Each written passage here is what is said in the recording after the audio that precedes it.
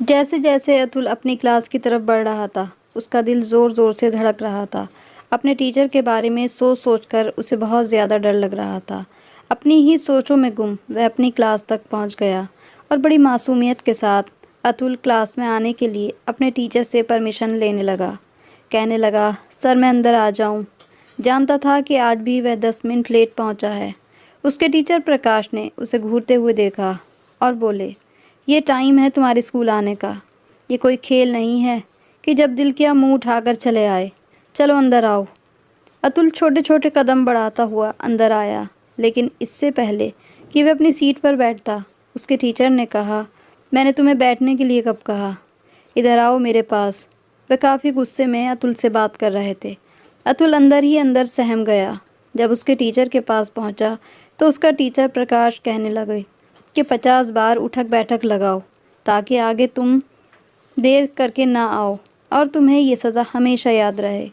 यह सुनकर अतुल कहने लगा, सर आज माफ़ कर दो, आगे से मैं देर से नहीं आऊँगा।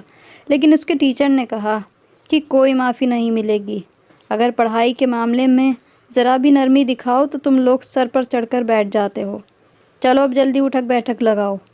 अतुल अपना बैग उतारने लगा क्योंकि वो बहुत भारी था। वह मुश्किल से ही बैग संभाल कर क्लास तक आता था। उसने सोचा कि बैग उतारकर सीट पर रख दे और अपनी सज़ा पूरी करे, लेकिन उसके टीचर ने कहा कि कोई ज़रूरत नहीं बैग को उतारने की। बैग पहने पहने ही तुम उठक बैठक लगाओगे। बैग का वज़न बहुत ज़्यादा था। अतुल ने गहरी लंबी सांस ली और फिर कान पकड़कर उठक बैठक लगाने लगा। लेकिन अभी तक चौथी बारी उठा था कि उसके आंसू बहने लगे। बैग बहुत ज़्यादा भारी था जो उसकी कमर पर लटका हुआ था। सेहत में भी वह काफ़ी कमज़ोर था। 10 उठक बैठक लगाकर ही टीचर के सामने आंसू बहाने लगा। कहने लगा, सर और नहीं हो पा रहा, मेरी तो टांगें कांपने लगी हैं। लेकिन उसके टीचर ने उसके मुंह पर एक ज़ोरदार थप्पड़ दे मारा। कहने लगे, देर करते वक्त तुम्हें कोई तकलीफ़ नहीं होती, वैसे भी तुम ज़्यादातर एब्सेंट ही रहते हो। थप्पड़ पड़ना था कि अतुल और ज़्यादा रोने लगा। उसके टीचर को और भी ज़्यादा गुस्सा आ गया। कहने लगे, जल्दी से उठक बैठक लगाओ वरना तुम्हारा वो हाल करूँगा कि याद रखोगे। तुम्हारा ध्यान ही नहीं है पढ़ाई की तरफ। 5 बार और उठक बैठक लगाते हुए अतुल का पूरा शरीर कांपने लगा था। वह हिचकियों से रो रहा था। टांगें यूं थीं कि जैसे चलने के काबिल ही न रही हों। ऊपर से इतना भारी बैग। टीचर ने कहा कि जाओ जाकर बैठ जाओ और आइंदा देर से अगर आए तो याद रखना, अगली बार इससे भी ज़्यादा पिटाई भी होगी और सज़ा भी मिलेगी।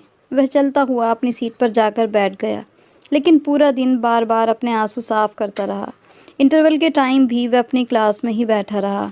तीसरी क्लास का स्टूडेंट था, लेकिन एब्सेंट बहुत ज़्यादा रहता था।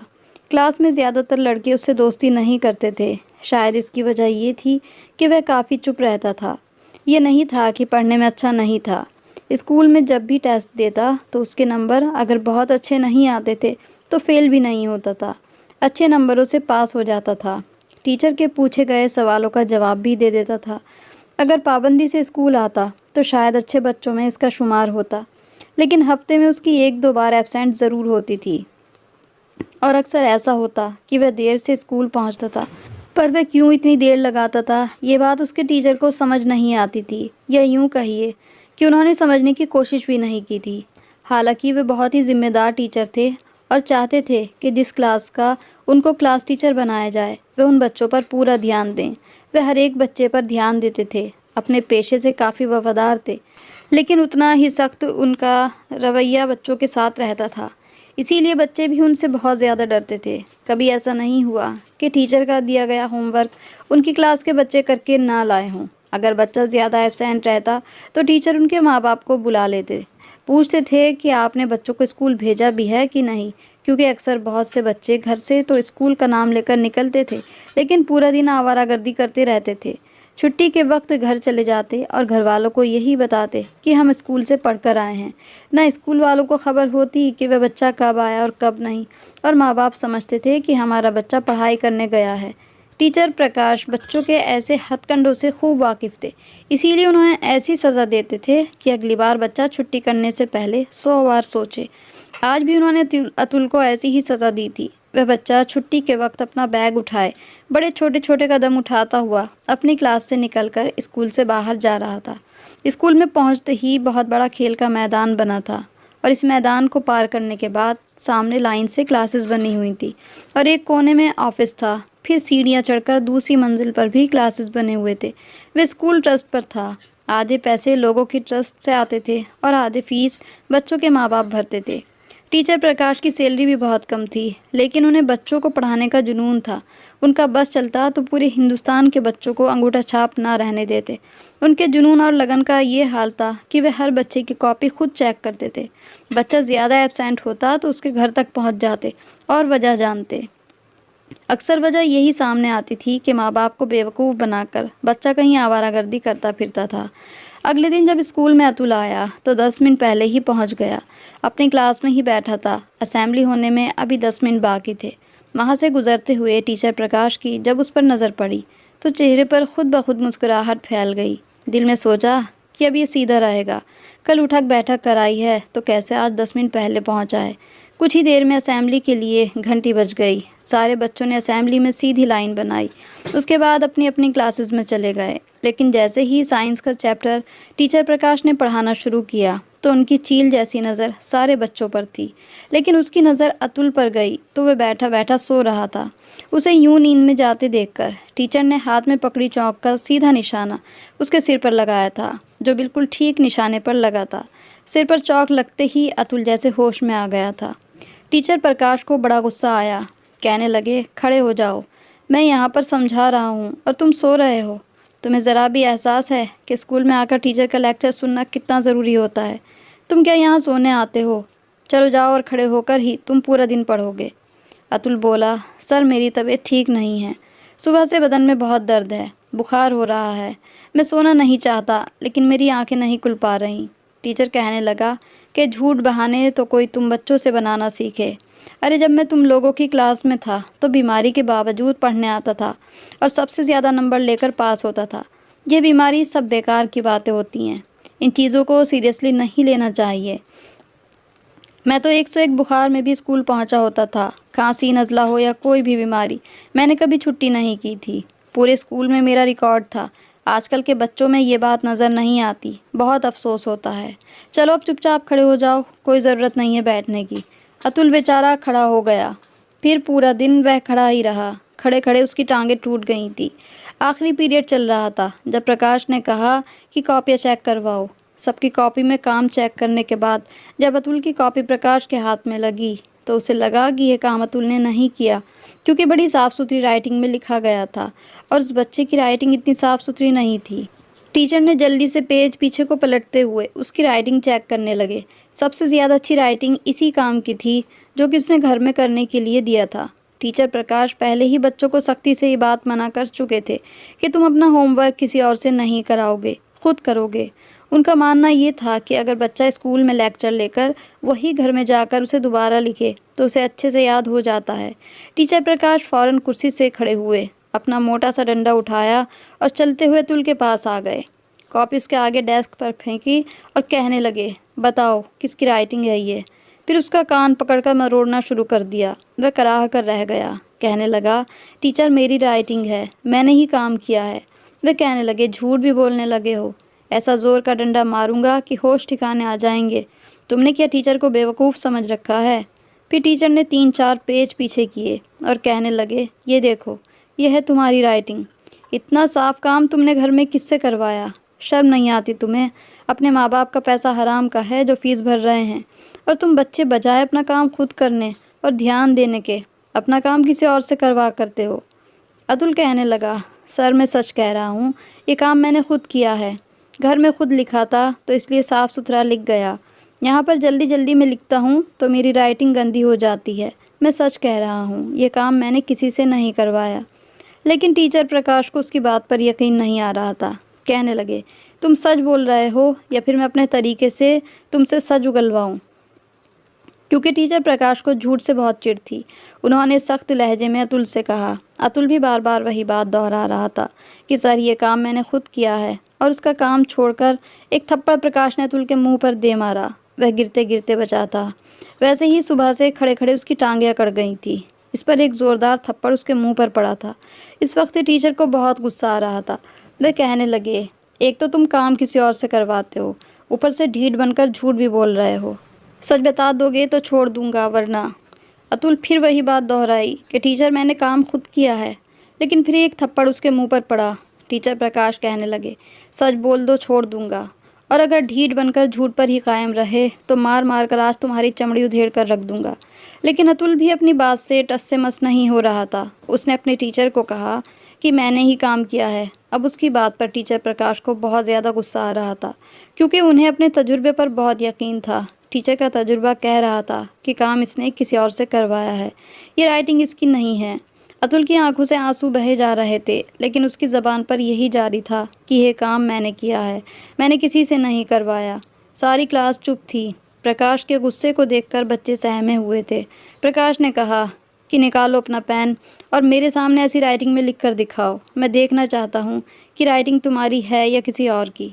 अतुल कहने लगा, जी सर, मैं लिख कर दिखा देता हूँ। अतुल सुबह से खड़ा था। खड़े खड़े उसकी टांगें अब अंदर से कांपने लगी थी, क्योंकि उस वक्त उसे बुखार भी था। लेकिन प्रकाश को परवाह नहीं थी। अतुल ने अपना पेन निकाला और अगले पेज पर लिखने लगा। लेकिन क्योंकि थकान और बुखार की वजह से उसकी बुरी हालत थी, आंखों से आंसू बह रहे थे। बुखार की शिद्दत की वजह से उसने खड़े खड़े जब लिखना शुरू किया तो राइटिंग इतनी साफ़ सुथरी नहीं हुई थी जितनी कि उसने घर पर बैठकर काम करने से की थी। फिर टीचर का डर सर पर सवार था। टीचर की नज़रें उस पर गड़ी हुई थी और वह था भी सिर्फ तीसरी क्लास का स्टूडेंट, इसलिए घबरा भी गया था। बड़ी कोशिश की उसने कि वैसी ही राइटिंग में लिख सके जैसे कि उसने घर पर लिखी थी, लेकिन काम वैसा नहीं हो पाया। प्रकाश ने देखा तो कहने लगा कि अब भी तुम झूठ बोलोगे कि ये काम तुमने किया है। इस बार प्रकाश का लहजा बड़ा गज़बनाक था। अतुल कहने लगा, सर मैंने ही किया है। यहाँ पर इसलिए भी नहीं लिख सका क्योंकि मेरी तबीयत ठीक नहीं है, और फिर वह सुबह से खड़ा हूँ, थक गया हूँ। प्रकाश कहने लगा, एक तो तुम झूठ बोलते हो, ऊपर से ज़बान भी चलाते हो, वह भी टीचर के सामने। तुम्हारी नज़र में टीचर की क्या कोई अहमियत नहीं? हाथ निकालो अपना। आज तो मैं तुम्हारा वो हाल करूँगा कि दोबारा कोई बच्चा ना तो मुझसे झूठ बोलने की कोशिश करेगा और ना ही अपना काम किसी से लिखवाएगा, और तुम तो बिल्कुल अलग की तरह सीधे हो जाओगे। 50 बार उठक बैठक करवाई थी ना तुमसे। कैसे अगले दिन 10 मिनट पहले तुम पहुँचे थे स्कूल। तुम बच्चों को प्यार की ज़बान समझ आती ही नहीं। तुम लोग सिर्फ डंडे के आदी हो। ये कहकर उसने अतुल का हाथ पकड़ा और उस पर डंडा मारना शुरू कर दिया, और हर बार ज़ोर से डंडा मारकर पूछता, बताओ सच क्या है, काम किससे करवाया है। लेकिन अतुल कहने लगा, सर काम मैंने खुद ही किया है। रोए जा रहा था, लेकिन इसी बात पर डटा हुआ था। प्रकाश का गुस्सा बढ़ता जा रहा था। उसे मार मार कर वह खुद भी हाँफने लगा था। कहने लगा, सच बताओ, छोड़ दूंगा। अतुल कहने लगा, सच कह रहा हूँ सर, काम मैंने किया है। आखिर में जब रमेश थक गया तो उसने उसे ज़ोर से धक्का दिया। वह गिरते गिरते बचा। कहने लगा, तुम जैसे बच्चे बड़े होकर गुंडे बदमाश बनते हो, कभी अच्छे इंसान नहीं बन सकते। दफ़ा हो जाओ यहाँ से, बैग उठाओ और निकलो यहाँ से। अपनी शक्ल मेरे सामने मत लाना, वरना ये ना हो मैं तुम्हें दोबारा मारना शुरू कर दूँ। झूठा कहीं का, झूठ से बाज नहीं आया। अरे किसी अंधे को भी नज़र आता है कि राइटिंग तुम्हारी नहीं है। अगर सच कह देते तो इतना नहीं पिटते। अतुल रोए जा रहा था। कमर पर डंडे, हाथों पर डंडे, टांगे खड़े खड़े वैसे ही टूट चुकी थी। अब तो कपकपा भी रहा था, उसका कांप रहा था। उसने बैग उठाया और अपनी क्लास से बाहर निकल गया। अभी छुट्टी होने में 10 मिनट बाकी थे। स्कूल से बाहर निकल गया। अगले दिन वह स्कूल नहीं आया था। प्रकाश कहने लगा, देखा ना, फिर से छुट्टी कर ली उसने। ये बच्चा कभी भी कामयाब नहीं हो सकता। एक तो झूठ बड़ी ढिठाई से बोलता है, मार खाकर भी झूठ बोलता रहा, और अब ये छुट्टियां करेगा। मुझे तो समझ नहीं आता कि माँ बाप अपने बच्चों को स्कूल भेजने पर ध्यान क्यों नहीं देते। चाहते तो ये है कि बड़ा होकर ऑफिसर बने, उनका नाम रोशन करे, लेकिन स्कूल भेजते हुए जान निकलती है। प्रकाश अपना दिल जलाते हुए पहले तो अतुल की बुराइयां किए जा रहा था, फिर बच्चों को पढ़ाने लगा, और ये भी सोच रहा था कि कल आएगा तो उसे छोड़ूंगा नहीं, इससे भी ज़्यादा कड़ी सज़ा दूंगा। लेकिन वह अगले दिन भी नहीं आया। जब उसे एब्सेंट हुए 15 दिन गुजर गए तो प्रिंसिपल ने प्रकाश को अपने ऑफिस में बुलाया। कहने लगे, आपकी क्लास में एक बच्चा काफ़ी दिन से एब्सेंट है, क्या उसकी कोई एप्लीकेशन आई है? प्रकाश ने कहा कि नहीं आई। वे कहने लगे, वह क्यों नहीं आ रहा? आपकी क्लास का कोई बच्चा एब्सेंट नहीं होता, क्योंकि आप अपने बच्चों पर बड़ी मेहनत करते हैं, और अगर बच्चा ना आए तो आप तो खुद जाकर वजह पता करने की कोशिश भी करते हैं। आप पूछिए जाकर बच्चा क्यों नहीं आ रहा। प्रकाश कहने लगा कि जब वह आखिरी बार आया था तो उसने अपना काम अपने किसी बड़े बहन भाई से करवाया था। और फिर झूठ बोल रहा था कि काम उसी ने किया है। इसीलिए मैंने उसे ज़रा डांट कर कह दिया। 2 थप्पड़ क्या लगा दिए तो उस पर बच्चे ने आना ही छोड़ दिया। हो सकता है अपने माँ बाप से मेरी शिकायतें लगा रखी हों, इसीलिए उसके घर पूछने जाऊंगा तो उसका बाप उल्टा मुझ पर चिल्लाने लगेगा, क्योंकि अपने बच्चों की गलती तो माँ बाप को नज़र नहीं आती। टीचर अगर ऊंची आवाज़ में बात कर ले या 2 थप्पड़ लगा दे तो टीचर को ही बुरा बना देते हैं। प्रिंसिपल कहने लगा, नहीं नहीं, ऐसी बात नहीं होगी, आप जाइए और जाकर पता कीजिए, क्योंकि वो बच्चा कभी भी फेल नहीं हुआ। अगर कम अटेंडेंस हुई तो इस कम अटेंडेंस में भी अच्छे नंबर ले ले लेता था, और ऐसा भी कभी नहीं हुआ कि इतने दिन उसने लगातार छुट्टी की हो। प्रकाश कहने लगा, ठीक है सर, मैं जाता हूँ, मुझे आप उसके घर का पता बता दीजिए। प्रिंसिपल ने रजिस्टर खोलकर अतुल के घर का पता बता दिया। उस शाम प्रकाश अतुल के घर चला गया। दरवाजे पर दस्तक दी तो पहले तो किसी ने दरवाज़ा ही नहीं खोला। दूसरी तीसरी दस्तक पर एक आदमी ने दरवाज़ा खोला था, जिसकी शेप बढ़ी हुई थी। हुलिया अजीब सा हो रहा था। प्रकाश ने कहा कि क्या ये अतुल का घर है? सामने खड़े आदमी ने कहा कि जी हाँ, उसका घर है और मैं उसका बाप हूँ। ये सुनकर प्रकाश ने गहरी सांस ली। कहने लगा कि आपका बच्चा काफ़ी दिनों से स्कूल नहीं आ रहा, एब्सेंट है। मैं उसे पढ़ाता हूँ, इसलिए सोचा जाकर पूछ लूँ। प्रकाश का ये कहना था कि अतुल का बाप फूट फूट कर रोने लगा। कहने लगा, वह अब कभी स्कूल नहीं आएगा सर। उसके पिता रोते हुए कहने लगे कि अतुल मर चुका है। ये सुनना था कि प्रकाश की रंगत एकदम पीली पड़ गई और प्रकाश को लगा कि जैसे चकराकर वह गिर जाएगा। बड़ी मुश्किल से प्रकाश के मुंह से निकला कि उसे क्या हो गया था। अतुल का बाप कहने लगा कि मेरा बेटा बहुत बीमार रहता था, लेकिन उसे पढ़ने का भी बहुत शौक़ था। हर वक्त वह बुखार में रहता था। मैंने बहुत बड़े बड़े डॉक्टर को दिखाया, लेकिन सब उससे मायूस हो चुके थे। उसे कैंसर था। मैं उससे बहुत कहता था कि वह घर में रहा करे, लेकिन उसे पढ़ने का बहुत शौक़ था। जिस दिन उसकी तबीयत ज़रा भी ठीक होती, वह स्कूल पहुंच जाता था, लेकिन इस बार जब स्कूल से आया तो बहुत रो रहा था। मैंने पूछा क्या हुआ तो कहने लगा कि बदन में बहुत दर्द है। उसे बहुत तेज़ बुखार था और फिर वह बुखार बढ़ता ही चला गया। उसके हाथ और कमर पर लाल रंग के निशान पड़े हुए थे। मैंने पूछा किस चीज़ के हैं तो कहने लगा एलर्जी हो गई है। यह सुनकर प्रकाश को ऐसा लगा कि उसने अपनी पूरी ज़िंदगी में जितना भी पढ़ा है, जितना भी पढ़ाया है और जितना भी तजुर्बा उसे है, वह सब बेकार है, क्योंकि वह एक बीमार बच्चे को पहचान न सका और उसे सज़ा पर सज़ा देता रहा। आज प्रकाश अपनी नज़रों में शर्मिंदा हो गया था, क्योंकि वे डंडे से पढ़ने वाले निशान थे। उसका बाप कहने लगा, मेरा बेटा मर चुका है। फिर कहने लगा कि बड़ी मेहनत से घर पर बैठकर अपना होमवर्क करता था। उसकी किताबें देखता हूँ तो रोना आता है। यह सुनकर प्रकाश को लगा कि जैसे उसके अंदर कोई चीज़ छन से टूटी हो।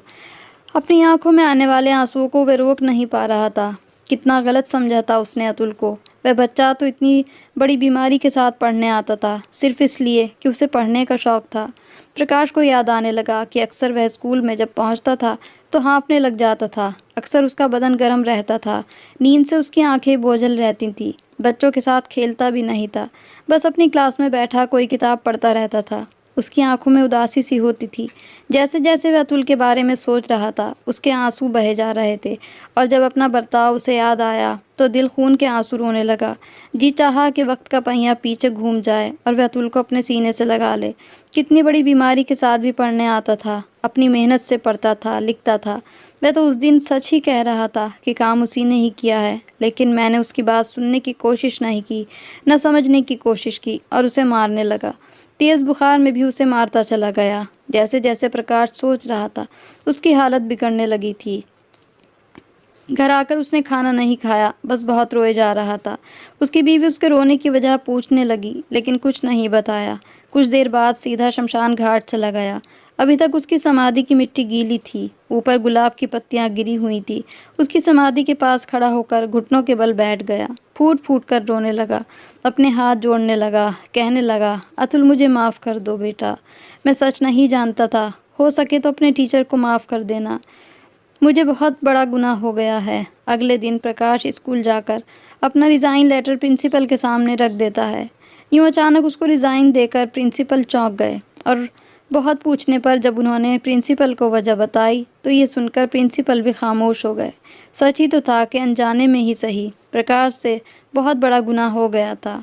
जो होना था हो गया था, उसे बदला नहीं जा सकता था, लेकिन प्रिंसिपल के कहने पर और उनके बहुत समझाने पर प्रकाश को स्कूल में रुकना पड़ा और प्रिंसिपल ने फ़ौरन ही एक मीटिंग बिठाई जिसमें सभी टीचर्स को आदेश दिया गया कि कोई भी टीचर किसी भी बच्चे पर हाथ नहीं उठाएगा। पहले हर बच्चे की परेशानी समझी जाएगी, उसके बाद ही उस बच्चे के पेरेंट्स को उसकी कमी बताई जाएगी और उसका अलग से ट्रीटमेंट किया जाएगा। कोई भी टीचर अपना फ्रस्ट्रेशन बच्चों पर नहीं निकालेगा, वैसे भी ये कानूनन जुर्म है।